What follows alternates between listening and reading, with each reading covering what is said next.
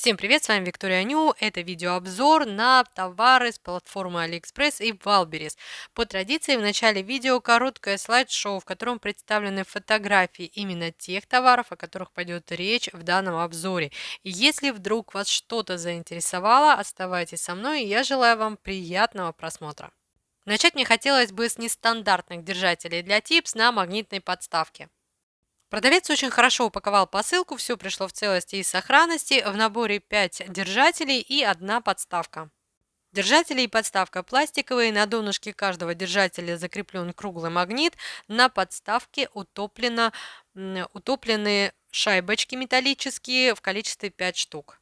Что же такого необычного в этих держателях? Дело в том, что они очень сильно отличаются по размеру с теми держателями, к которым мы уже привыкли. Говоря по размеру, я имею в виду прилегающую площадь именно к типсу. С правой стороны сейчас старый мой держатель для типс, он выкрашен под металл, но на самом деле это тоже пластик. По высоте держатели абсолютно одинаковые, разница только в верхней площадке. У старого держателя площадка, она больше, но она, знаете, она не плоская, она, такая идет на скат. А у нового держателя площадка намного меньше и она плоская. Мне удобно фиксировать типсы на подобных держателях при помощи двухстороннего скотча. Вырезала тонкую полоску, и за счет того, что у этого держателя плоская поверхность, скотч очень хорошо закрепился. Такие держатели мне понадобились именно для гелевых типс, а точнее для гелевых типс маленького размера. Возможно, из вас кто-то так же, как и я, сталкивался с такой проблемой. Устанавливаем типс на держатель, и края типса задевают этот самый держатель. И при выкраске гель-лак, или неважно, гель, просто-напросто затекает на этот самый держатель. Потом мы, когда убираем типс, в итоге сам держатель очень сильно пачкается, и гель-лак, и гель остаются на этом держателе. Именно поэтому мои старые держатели выглядят непрезентабельно, а так как сейчас я очень часто делаю дизайны именно на гелевых типсах разного размера, такие держатели оказались очень удобными. Следующий товар был выбран мной из многих претендентов, но в итоге я решила остановиться на нем и на сегодняшний день ни разу не пожалела. Упакован был в обычную коробку, при транспортировке ничего не пострадало, в комплекте идет провод для зарядки, и в подарок продавец положил также такую вот подвеску. Думаю, по проводу вы уже догадались, что данный ультрафиолетовый фонарик заряжается при помощи USB кабеля. Мой старый фонарик работает от батареек, и именно этот нюанс подвиг меня на этот заказ. Корпус данного фонарика выполнен из прочного алюминия и пластика. Также есть защита от попадания влаги и пыли.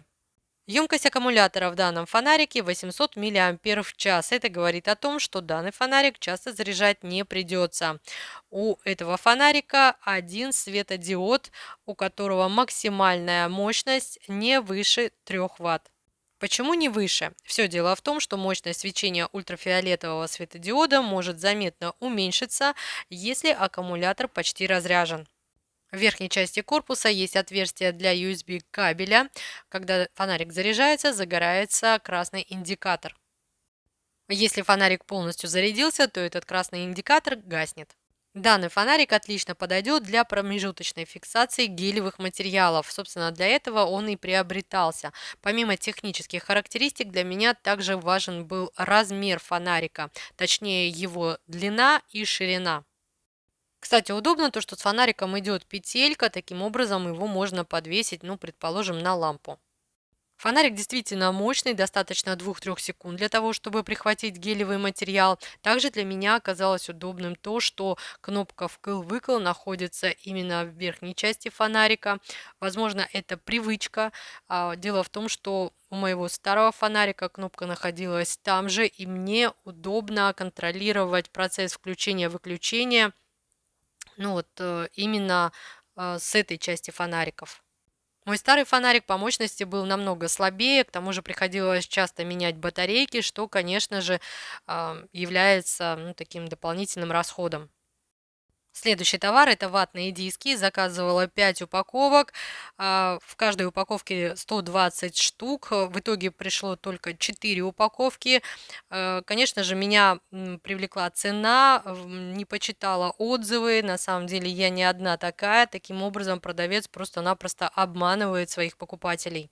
Помимо привлекательной стоимости, у данной карточки товара был высокий рейтинг 4,9. Возможно, именно поэтому я и не стала читать отзывы, сразу закинула в корзину и оформила заказ.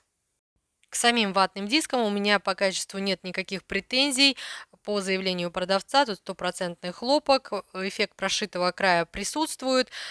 Единственный момент, конечно же, это то, что за такую стоимость у другого продавца я могла бы приобрести большее количество ватных дисков.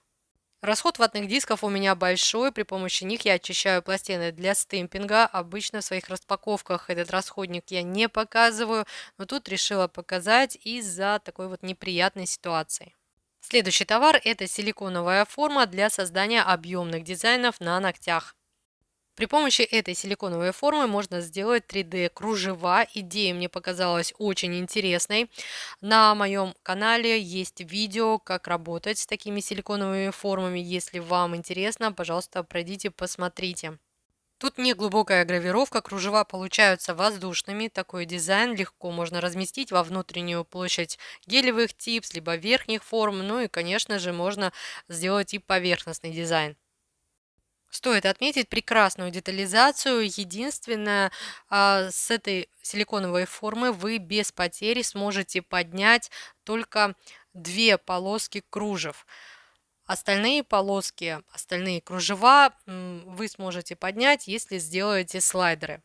Все дело в том, что на этой форме представлены такие кружевные рисунки, которые, скажем, не закольцованы между собой одной общей линией.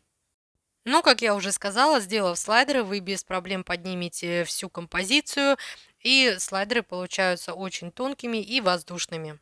Следующий товар – это необычные верхние формы для наращивания ногтей.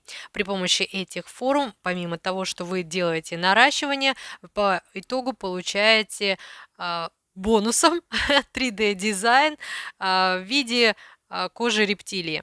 Примечательно то, что в коробочке 5 разновидностей верхних форм, то есть это такой микс-набор. В наборе представлены формы миндаль, зауженный миндаль, квадрат, арочный квадрат и стилет. Для каждой формы представлено 12 размеров. На мой взгляд, это хороший размерный ряд. Единственное, имейте в виду, что, к примеру, если взять форму стилет самого большого размера, то, скорее всего, на широкие ноготки форма не встанет, ну то есть она будет маловато. Тем не менее, в наборе, вот, например, форма миндаль, форма квадрат, тут уже самые большие формочки отлично подойдут для широких ноготков. Безусловно, очень удобно то, что в одной коробочке представлено сразу 5 видов верхних форм. Единственное, имейте в виду то, что каждого размера у вас будет по 2 штучки. То есть всего в коробочке 120 верхних форм. Но, конечно же, верхние формы – это многоразовые формы, поэтому, собственно, тут особо каких-то проблем, думаю, не возникнет. Стоит также отметить, что все формы в данном наборе имеют и вертикальные, и горизонтальные разметки. Вертикальные разметки упрощают нам выкладку материала, если, к примеру, нам нужно выложить улыбку для френча, либо четко выложить материал по длине. Вертикальная разметка помогает при установке этих форм уже на ногтевые пластины. Но меня, конечно же, заинтересовала их внутренняя текстура. Дело в том, что при наращивании по готовности вы получаете ноготок уже с 3D-дизайном в виде змеиной кожи. Респект производителям, на мой взгляд, это отличное решение. Не нужно заморачиваться с силиконовыми молдами или там вот придумывать что-то, да, то есть, ну вот для того, чтобы создать вот этот вот рельеф, тут просто выложили материал, заполимеризовали и рельеф готов. Очень хотелось бы такие формы с огранкой, как у алмазов, с розочками, с вензелями. Ну, думаю, производители не заставят нас долго ждать. А если еще производители гелевых типс подхватят эту идею, то будет вообще замечательно. Вы знаете, что я сейчас отошла немного от работы с верхними формами, но вот с этими формами мне прям хочется сделать себе наращивание. Следующий товар, возможно, для многих покажется бесполезным. Это двухсторонний скотч для ногтей. Это набор из 15 листов, на каждом листе по 24 штучки, в общей сложности 360 пластин. На каждом листе вот эти скотчевые пластины представлены в разных размерах, то есть вы можете подобрать по ширине своих ноготков. И тут очень хороший липкий слой. При этом я не могу сказать, что данный двухсторонний скотч, он одноразовый. Почему? Потому что если пропадает липкость, можно буквально пройтись слегка ацетоносодержащей жидкостью, безворсовой салфеткой, и липкость станет, как изначально она была. Тут на свой ноготок я приклеила двухсторонний скотч, убрала защитную пленку и приклеила типс. Таким образом можно будет реже делать полноценное наращивание. В нужный момент просто вот так вот можно установить типсы с дизайном и ну вот куда-то пойти, либо что-то показывать. Также на этот двухсторонний скотч можно крепить типсы уже с готовым дизайном для демонстрации клиентам. Сам скотч прозрачный, поэтому его будет практически не видно. Дальше речь пойдет о двух силиконовых инструментах, которые мне очень хотелось проверить в деле. Первый инструмент – это силиконовый аппликатор для дизайнов ногтей. По фото продавца было понятно то, что использовать его можно при нанесении втирки. Выполнен качественно, силикон плотный, упругий. Примечательно то, что идет такая кисточка вместе с крышкой, и это очень удобно при хранении. Следующий инструмент – это силиконовая кисть для распределения губной помады, консилера, для создания контуринга, в общем, для макияжа. Ну, я так подумала, вдруг он пригодится и в ногтевой сфере. Тут также есть крышка, что не может не радовать, и я проверила, вот этот силикон, он очень хорошо закреплен в корпус. В этой так называемой кисточке силикон очень напоминает подушечку от штампа для стемпинга, поэтому я первым делом решила проверить стемпинги. И вот, пожалуйста, на подушечке лак для стемпинга уже подсох, и вот этим инструментом очень хорошо, удобно убирать лишнее. При этом очищается, как вы понимаете, очень легко и просто о безворсовую салфетку, смоченной в ацетоносодержащей жидкости. Если с пластины для стемпинга вам нужно отпечатать какой-то такой небольшой фрагмент, то вот видите, он отлично подходит и в качестве штампика для стемпинга. При этом, если ваш лак для стемпинга быстро не сохнет, то можно успеть отпечатать один и тот же рисунок дважды, а то и трижды. Ну, давайте посмотрим, как проявит себя этот инструмент. Ну, вот не знаю, как назвать вообще все это, именно с втирками. И тут я была приятно удивлена. Дело в том, что на саму подушечку материала набирается очень мало, и он очень легко и быстро втирается. То есть втирка, ну вот в данном случае материал это втирка, набрала и очень быстренько ее втерла. При этом очистить саму вот эту вот, ну, кисточку, давайте кисточку, очень легко и быстро. И расход материала минимальный, и очищение много времени не занимает. Ну вот когда, например, нужно сначала один цвет нанести, потом другой цвет тут же. Ну, в общем, мне очень понравился в работе этот инструмент. Кстати, пигменты сыпучие тоже удобно вбивать при помощи этой силиконовой подушечки, только если пигмент вам нужно нанести на какую-то большую площадь. Следующая кисточка также на себя много материала не берет, но вот именно втирку распределять ею не так удобно, как первой кисточкой. Тем не менее, да, она справляется, конечно же, со своей задачей, но вот первый вариант для втирки мне понравился больше. Ну, то есть там площадь самого вот силикона побольше, и он сам по себе помягче.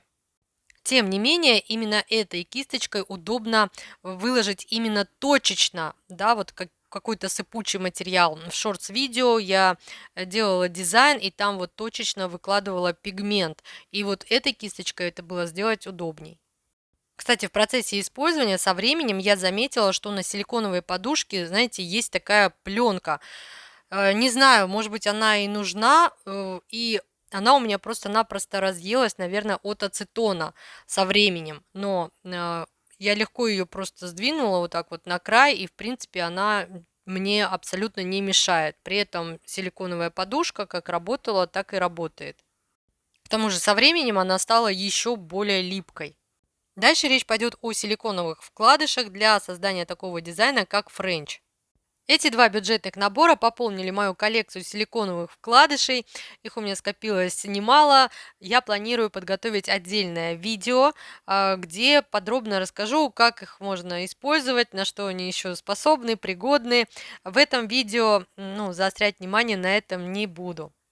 В первом наборе формы для выкладки двойного френча, а во втором наборе там два вида форм для выкладки сначала ногтевого ложа, а уже потом мы улыбку сами достраиваем.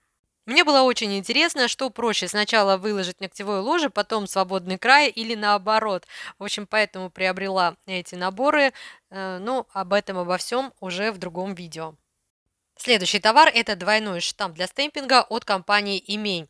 Вы знаете, как я люблю двойные штампы, но вот тут меня ждал прям неожиданный сюрприз.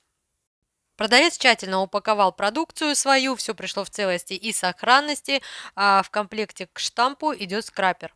Те, кто меня давно смотрит, знают, что я очень люблю двойные штампы, и в свое время от каких только компаний я эти двойные штампы не протестировала, и все они отлично работали. Изначально данный штампик меня заинтересовал именно своим корпусом, то есть я видела то, что в нижней части корпуса нет вот этих вот кристалликов, которые присутствуют практически во всех двойных штампах. Вот честно не знаю, зачем вот эти вот кристаллики в двойных штампах на дне, они мешают обзору и практически вот нижней частью из-за этого пользоваться очень неудобно. А тут и у верхней части штампа хороший обзор, и у нижней части штампа также хороший обзор. Кстати, тут две силиконовые подушечки. Верхняя подушечка более такая плоская, нижняя подушечка такая более сферическая. Обе силиконовые подушечки упругие, по липкости средние. Вы знаете, когда я впервые взяла этот штампик в руки, меня вот просто не отпускала мысль, что вот я в руках держу вот явно ну вот какой-то другой, вот не двойной штамп, к которому я так привыкла. Вы знаете, меня прям не отпускала мысль, что что-то не то, вот что-то не так с этим штампиком, но об этом чуть позднее. Кстати, скрапер в комплекте большой. Кто любит работать пластиковыми карточками, оценит такой размер скрапера. Я привыкла работать скребками поменьше. Данный скрапер, он мягкий. Мне больше нравятся пожестче скребки. Но и этот скрапер в итоге оказался очень удобным. Кстати, скрапер устойчив к ацетонсодержащим жидкостям. Все рисунки, все надписи, которые на нем есть, не стираются. А вот, кстати, и нежданный сюрприз. В итоге я достала свой старенький двойной штампик и стала сравнивать его со штампиком от Имень. По высоте штампы абсолютно одинаковые, а вот по диаметру корпус у штампа Имень, буквально там на пару миллиметров меньше. И вот, видимо, из-за этого я немножко себя, вот в руке ощущала, что как будто держу вот совсем незнакомый мне штампик. Надеюсь, в работе мне это никак не помешает, а я перехожу к следующему товару. Заказала я 3 сменные подушечки для своих двойных штампов. По стоимости выходило меньше 50 рублей за каждую подушечку, на мой взгляд, очень выгодно. При помощи линейки замеряю диаметр, 4 сантиметра есть, но тут не опять основа, закрадываются смутные сомнения. Беру свой двойной штампик, снимаю родную подушечку, вставляю новую и понимаю, что она просто проваливается. Если быть точнее, она не то чтобы проваливается, просто по высоте подушка низкая, и она утопает в этом корпусе. Тут вот я решила показать вам разницу по толщине. Тут опять-таки буквально каких-то 2 миллиметра. Поначалу я очень расстроилась, но в итоге оказалось, что эти подушечки отлично подходят для корпуса штампа от компании «Имень». У самой компании нет сменных подушечек в продаже, поэтому если вы искали сменную подушечку для штампика от «Имень», присмотритесь к этим подушкам. На мой взгляд, бюджетненько довольно-таки, вот, и, как показала практика, подушки хорошо работают. Следующий штампик для стемпинга от компании Leslie. Продавец также очень хорошо упаковал посылку, все пришло в целости и сохранности. Но тут в комплекте со штампом даже скрапера нет. Корпус данного штампика по размеру абсолютно идентичен привычному мне двойному штампу, но единственное, тут нельзя этот штамп назвать двойным, так как идет он только с одной силиконовой подушечкой. Подушечка сферическая, довольно липкая. Кстати, нижняя часть штампика также идет без бесполезных вот этих вот стразинок. Она снимается, эта нижняя часть. Сюда можно вставить любую подушечку, и в принципе у вас получится двойной штампик. Обзор хороший, штампик добротный. Как же приятно держать новый штампик в руках. Вот я не знаю, это только у меня так или еще у кого-то точно такие же ощущения. Кстати, в этом видео тестировать штампики я не стала, потому что это затянулось бы еще на полчаса. К тому же там же на Валберес я заказала самый бюджетный двойной штамп, который там был. И в отдельном видео мы с вами посмотрим, сможет ли этот бюджетненький двойной штампик противостоять именитым собратьям. Упакован штампик был в обычный zip-пакетик. Несмотря на это, каким-то чудом он доехал до меня абсолютно без повреждений. Тут в комплект идут еще такие вот два скрапера а-ля пластины для стемпинга. Распаковывала штампик и просто не верила своим глазам. Штампик двойной, подушечки две. Тут еще и две пластины для стемпинга, ну пускай маленькие, но тем не менее, они же и два скрапера. И вы знаете, я прям усиленно искала подвох. Вот должно быть вроде бы что-то не так, да? Ну вот как так за такую стоимость, да еще и две пластины для стемпинга? Тут, конечно, в нижней части без вот этих вот стразинок не обошлось, они тут есть. Но стоит отметить, что подушечка тут вот нижняя, она очень сильно отличается от привычных, ну, во всяком случае, мне подушечек. Она плоская, то есть она уже не такая сферическая, как у других моих двойных штампов, она вот прям плоская. При этом сам силикон плюс-минус точно такой же. Верхняя силиконовая подушечка тоже отличается. У старенького штампа подушечка покатая, а у нового штампа она немного такая угловатая. Ну, тоже можно сказать, более плоская. Также хочу отметить, что у нового штампа бортик для подушечки ниже. Соответственно, подушечки для стемпинга, которые мы рассматривали с вами ранее, подходят для нового штампика. Если две пластиночки для стемпинга, которые идут в наборе со штампом, рассматривать в качестве скрапера, то по жесткости, в принципе, ну, мне они понравились. Единственное, на мой взгляд, они немного толстоваты. В работе в качестве скрапера, скорее всего, я их использовать не буду, но в качестве пластин, почему бы и нет, к тому же рисунки на них довольно симпатичные. Ну что ж, вот такой видеообзор у меня в итоге получился. Если я была для вас хоть чем-то полезна, пожалуйста, поставьте плюсик, смайлик или сердечко в комментариях. Я буду вам очень признательна. Ну а я, как всегда, желаю вам всего самого наилучшего. До скорых встреч!